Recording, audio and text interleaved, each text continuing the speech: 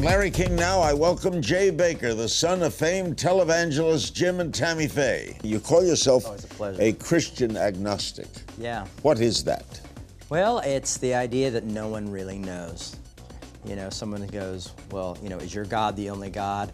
You know, and every other religion's wrong, and I go, you know, I can't say that. But I think there are some people who are afraid of me because I'm seeking the truth. You know, I want to be honest and I want to be transparent, and I think sometimes that's afraid. The church is afraid of that. I remember when I told her I was going to become gay affirming and start supporting LGBTQ people, and she said, my biggest worry is other Christians. She's like, I love my son and I don't want to see my son attacked by other Christians. Plus, and I had a Clinton Gore, because I couldn't vote yet, Clinton Gore shirt on. And they would, I just make them furious, you know, and I was just a cameraman there. And they're like, he's the Antichrist. All next on Larry King Now.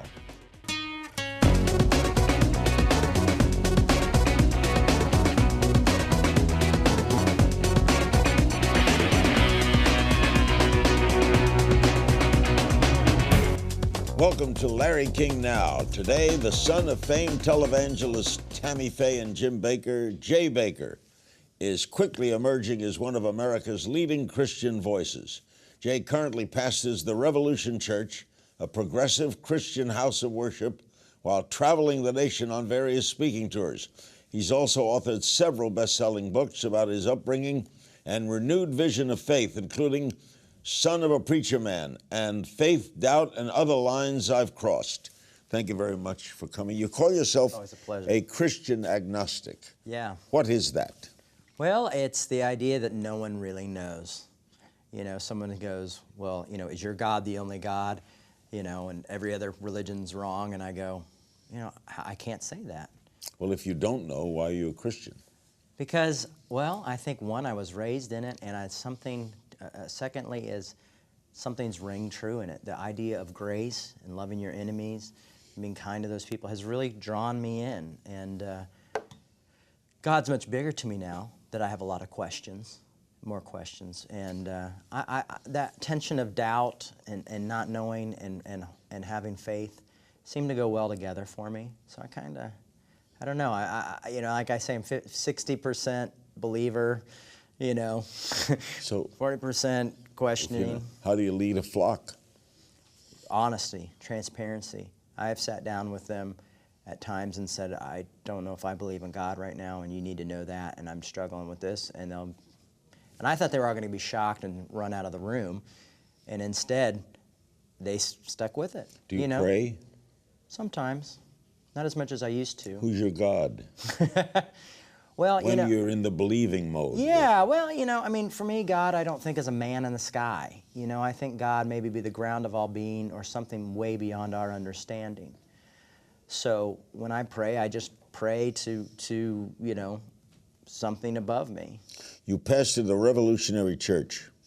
How does it differ from other houses of worship? Well, we usually meet in bars. Right now we're in a bowling alley, in the theater in the back of a bowling alley. We don't own our own property. And it's a very progressive church where you can come in with questions and doubts, and we don't have to have answers. You know, we don't have music. You know, it's just a simple thing where people who've been hurt by the church are coming in, or people who are new to church come in. You know, it's kind of like you preach a sermon? Yeah. I like to call it a talk, but yeah. The church is certainly unique. Is it growing? Well, it grows sometimes and shrinks other times, just like anything else. Minnesota's been a hard sell since I moved there. But we have a huge online following. So the majority of our supporters and how we continue to be a church is because people listen online. Because I think people are afraid to go into churches now, you know, or are done with church, but they're just like, I can listen on my car, like on a podcast, on the way to work or something like that, you know, where I don't have to interact with other people. Why do you call it a revolution? You know, I didn't come up with a name. It was a buddy of mine who, we started it together, and his idea is that a movement goes and stops and a revolution is continuous. So it's almost like a literal revolution, and then I kind of think, like, are we going in circles? But you endorse many concepts, the LGBT, right? Yes, you do a lot with gay rights. Same-sex marriage. And yeah, we just did some stuff with PFLAG yesterday, and I've been doing a lot of work for gay rights, And, that got me in a little bit of trouble. Matter of fact, I remember when I announced it, that you asked me about it, and I said it a few years back, and just all hell broke loose. Yeah, people you think people are scared of you, or? I think people want to write me off as a heretic, or they'll often sometimes say, "Oh, well, you're just one of those. You're a baker, so you're messed up, damaged goods." But I think there are some people who are afraid of me because I'm seeking the truth. I want to be honest and I want to be transparent, and I think sometimes that's afraid. The church is afraid of that.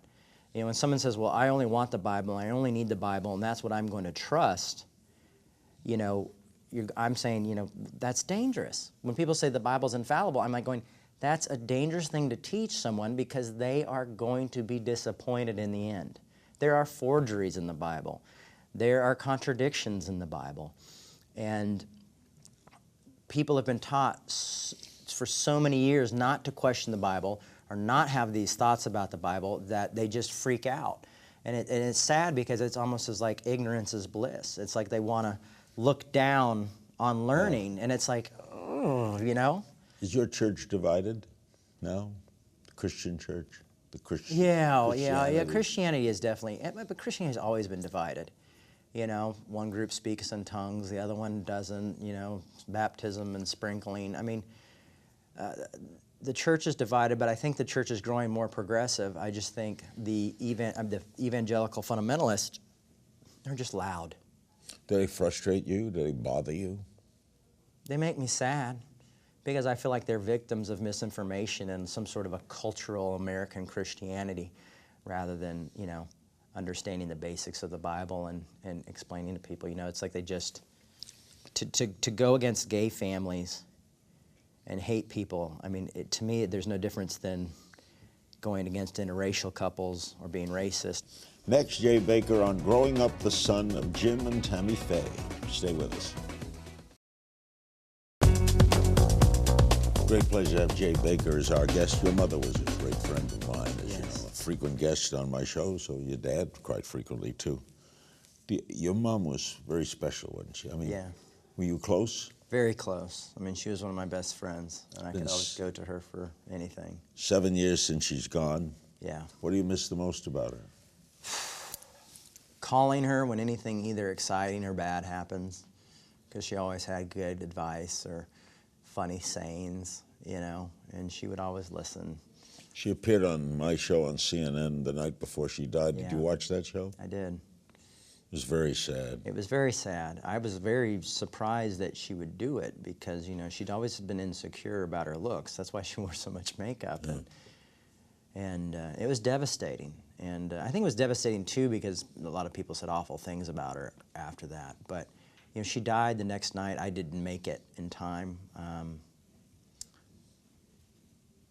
She was so full of life, though. So I never saw her body when she died. Yeah. She died believing, though, didn't she? Yeah. She was going somewhere. She never lost her faith. No. But she accepted gays. She began to... Yeah, I mean, she had questions. I remember one time she was like, "Damn it, why won't God do something?" We had those conversations, but she never gave up her faith. And she was a good friend. We would go shopping together and talk together. And, I remember when I told her I was going to become gay affirming and start supporting LGBTQ people. And she said, "My biggest worry is other Christians." She's like, "I love my son, and I don't want to see my son attacked by other Christians." And it's sad that in Christianity, we have to be afraid of each other. But did their divorce affect you? Yeah, it was tough because my dad was in prison when it happened. And I happened to find out when I could visit him for the first time when I was 16. And I was the one who had to tell him Mom was leaving him because I found out. And it was tough. It was the longest day of my life, sitting in a prison. I think we played cards, and it seemed like a million years, because the day before I had assured him that everything was fine and their mom wasn't leaving him, and then to find out the next day. So yeah, it was why did you break away from their beliefs? I don't know if I broke away from their beliefs. I just think they built a foundation. They told me to always love people. Love was the higher law. Love was the trump card. I mean, God loves you, He really does, is what my dad used to always say at the end of every show. My mom was always like, you can make it. My parents always, I mean, when AIDS came out, my mom was interviewing people with AIDS. You know, I was told, don't be afraid of people with AIDS. You've got to love them. You know, and this is in the 80s when everybody was like, you can get it from, you know, walking past a person. And so my parents just, so in a way I tell my dad whenever we have a theology argument, I'm like, it's your fault that I'm here. You and Mom taught me that love was the most important thing, and to love people no matter what. And then I mixed that with reading the Bible and my understanding of the Bible, and it took me here, you know. And it's strange because of the theology. I had my theology grew with my father, you know, and calling my dad and being like, what about grace and all this stuff? And he grew up so conservative that he's like, I know it's there, but I'm afraid of it because the church taught me to be afraid because it could be a license to sin.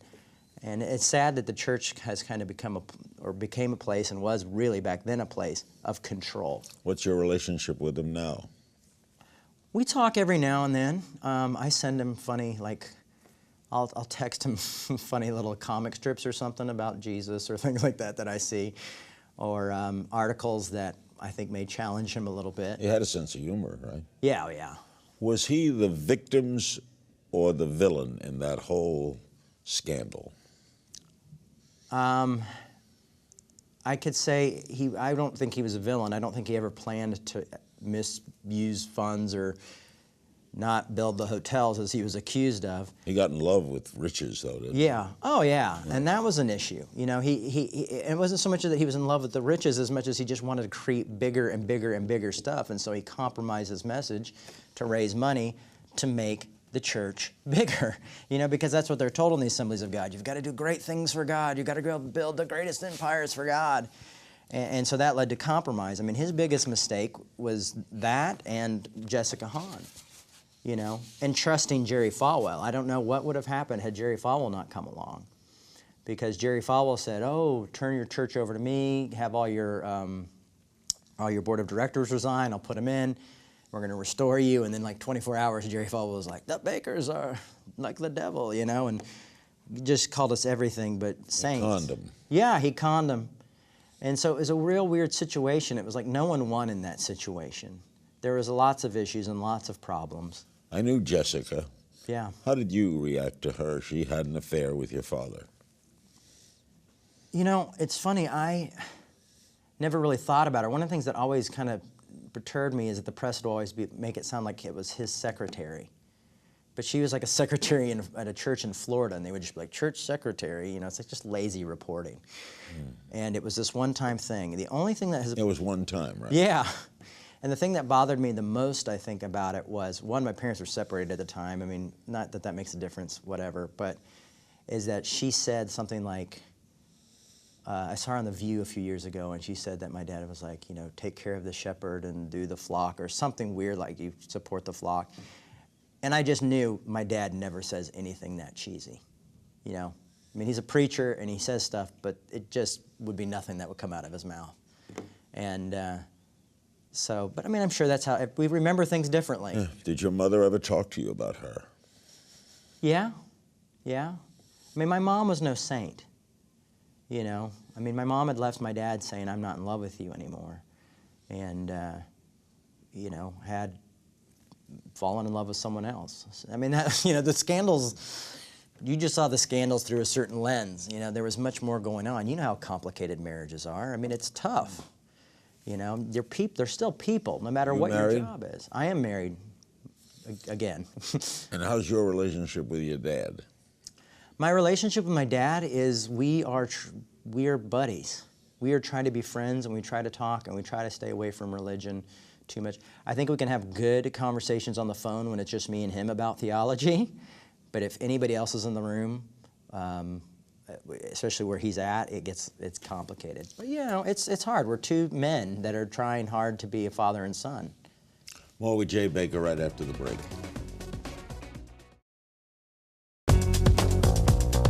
We're back with Jay Bakker. When did you sense you were drawing away from the fundamentalism of your parents? Well, I mean, I never felt like my parents were totally fundamentalists, but I did kind of start to creep away from that more conventional understanding when I read the book of Galatians when I was about 20. What happened? I discovered grace. I discovered like this thing of like God loves you no matter who you are, what you've done. And it was stuff I hadn't heard preached. And I heard about forgiveness and restoration. And it kind of Isn't that the concept of Christianity? Yes, it's the concept of Christianity. That wasn't taught? It was shown in my house, but it wasn't something that was taught. You got to remember, I was going to all these youth groups that my dad had hired these people, and they were all preaching, hellfire and brimstone and the rapture and all these things. And when I started to read Paul, something came alive to me because it was good news. I was like, oh, this is why they call it good news. And someone told me grace was a slippery slope. And they were right. It is a slippery slope, You just start loving more people. Is forgiveness of the head rather than the heart? Does they really forgive, as you know, Christians, fundamentalist Christians? Do you think they really forgive? Well, I mean, I can't put everybody in a box, but I would say a lot of them, Christians are known as the only army that kills their wounded, So I don't think there's ever truly forgiveness, because forgiveness is not keeping a record of it. And it seems like anybody who falls or makes a mistake, the church, puts a scarlet letter on. Did you have to come to forgive your father? Not for what the public would think, but I had to forgive him for other things, But for the most part, I understand he's a complicated man. Was he disappointed in your wavering about the church? I'm sure a little bit. I mean, I remember when I told him that I was pro-gay, we had a long conversation and a kind of a theological debate about it, and I won. And I think it was the first theological debate I'd ever won with my father. And one in that he admitted it? Well, he almost admitted it. He just was like, all right, we're done. Let's go do the show. And as I was leaving, because I was in Missouri visiting him, and I was leaving, and I said, Dad, how do you feel about this? And he's like, I'm proud that I have a son that follows his convictions. Do fundamentalist theologians like your father and others, do they believe that gay is chosen? That people choose to be gay? I don't think my father believes that. I think my father... So if you don't believe that, how could you be anti-gay? Yeah. Well, I mean, and so what if they do choose? That's what I've had to deal with.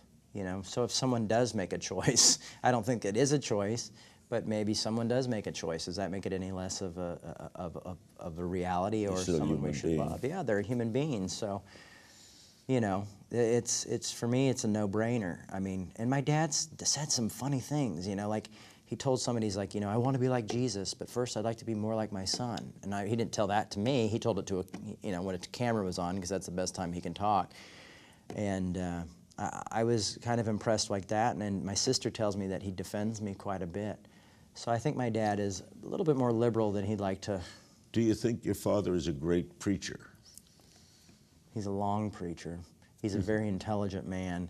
But I haven't really heard him preach that much. I was like a little kid when he was preaching, Yeah. And now I'm not like, hey, I want to go watch you preach. You ever go watch him preach?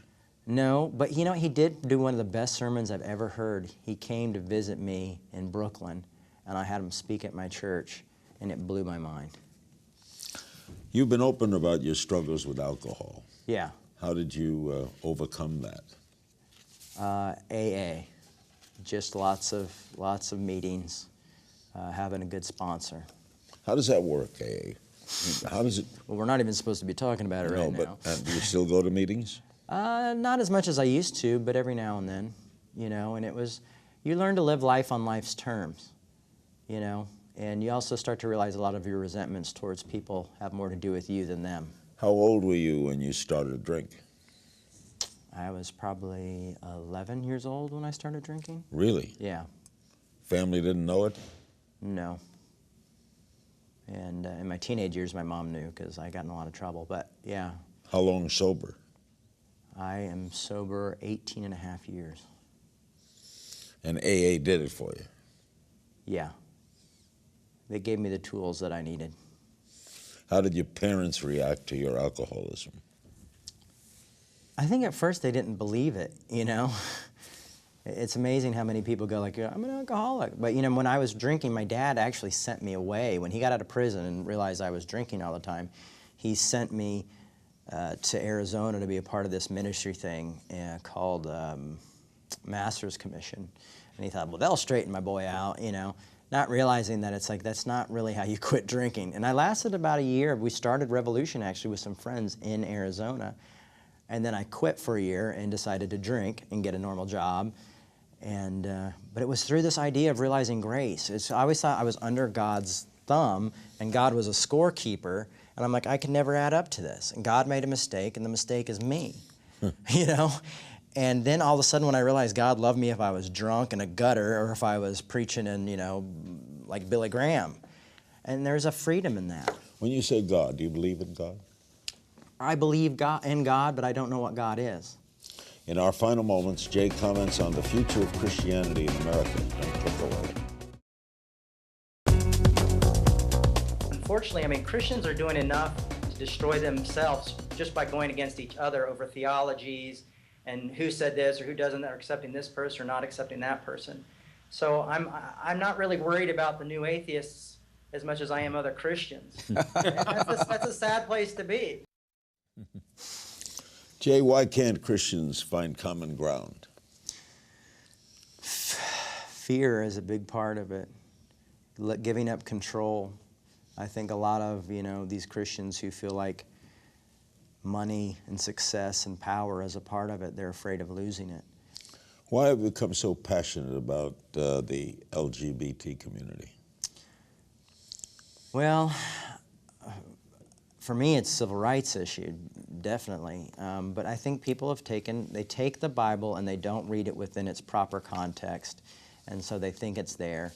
And they're making the same mistakes as when the church supported slavery, when the church was against interracial marriage. You know, I mean, it's just, and they always say, oh no, this time it's different though.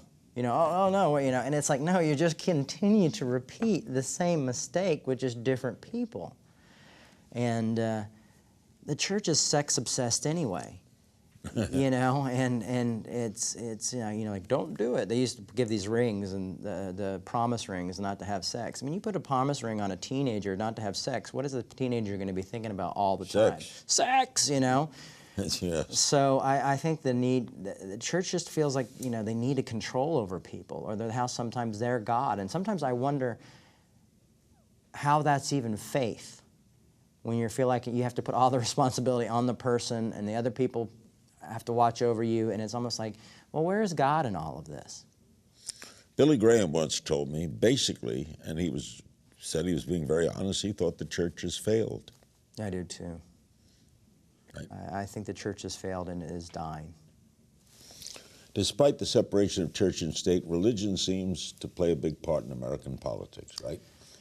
And every politician closes his speech with some mention of God, like God is with him or her. Yeah, you know, I think, luckily the right-wing conservative Christian right has lost a lot of influence. But yeah, I mean, religion plays a lot in politics, and it's kind of hypocritical in some ways, you know, and we hold them to higher standards. You know, it's like in France, was it France where the prime minister had an affair and everybody was like, well, we don't care as long as he's running the country, you know. And how we're like these huge moralistic people who are like, what? He did this? Must get rid of him. And Bill Clinton's pretty popular. Yeah, people, you know. I was a huge Bill Clinton supporter, you know, and I mean, I remember I would work at a Christian television station, and I had a Clinton Gore, because I couldn't vote yet, Clinton Gore shirt on. And they would, I just make them furious, you know, and I was just a cameraman there. And they're like, he's the Antichrist. I'm like, is every Democrat an Antichrist? What is the Antichrist? The Antichrist is the idea is that one day there's going to be this perfect person who brings peace and all this stuff, but is the Antichrist and brings evil into the world. And Christians believe there's a devil around, right? Some do, yeah. I mean, Christians are so diverse, it's like you can't pinpoint them. I mean, I've got a friend who's a Christian atheist. I can't explain that to you, you know, but, you know, it's so diverse that it's hard to pinpoint anybody. I mean, the groups that I run with in the emergent church are people who are trying to change the church, trying to get rid of the absolutes, trying to get people to evolve, because the Bible evolves. I mean, Jesus is saying, love your enemies. And in the Old Testament, he's smoting them. He's, babies' heads are being crushed against the rock. Now, is Jesus a hypocrite, or does Jesus not know God? Or is it the fact that that was those people's best understanding of what God was, and over time it evolved?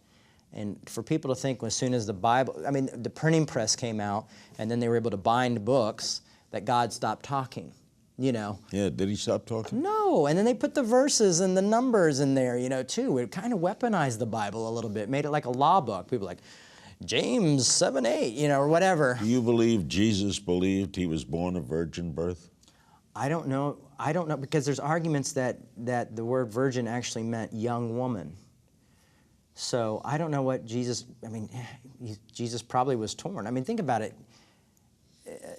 For her to say, I'm pregnant and I'm having a virgin birth at that time, it was surprised that she wasn't just pulled out into the streets and stoned to death. Right, yeah. So I think there's probably more to it than we know. And I honestly think the idea of a virgin birth is really, one, it sounds kind of crazy. And two, it's like, do we really need this? Is this really something worth arguing about? We're approaching the holiday season. How do you approach Christmas? With dread. With dread of all the Christians who are trying to reclaim Christmas, and I'm trying to explain to them, Jesus wasn't born in December, so get over it. What shepherds would lie in the snow? Yeah. We don't even have our facts right, and it's just, I have such a hard time understanding these very petty Christians who are like, oh, no, I can't say happy holidays. You got to say this or that. And I'm like, well, maybe stop buying presents then too, Do you think he's coming back? Look busy. I don't know. I don't know if that's the way it works. I think there's a Messiah. The Jews believe there's a Messiah someday. Yeah, well, and I, to the best of my understanding, believe that Jesus was the Messiah. But they also thought, when Jesus came, they thought he was going to overthrow the government, and he didn't. And he was saying, turn the other cheek and hanging out with the wrong people. So, I don't think, Jesus is going to come riding in on a big white horse. Now, the Mormons believe he came back. He came to the Americas in the 1840s.